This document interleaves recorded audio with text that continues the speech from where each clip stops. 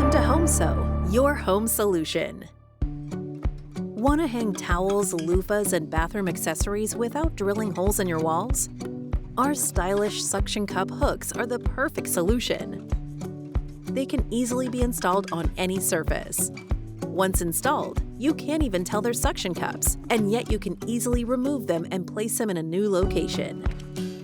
For installation on smooth, non-porous surfaces like glass, mirrors, and porcelain tiles, follow these simple steps. First, clean and dry the mounting surface and rubber base. Position the rubber base and push to release air. Insert the cap onto the rubber base. Maintain pressure. Twist the hook clockwise until snug, but avoid over-tightening to prevent the hook from breaking. If you feel you've reached the limit, turn it counterclockwise until the hook is pointing up.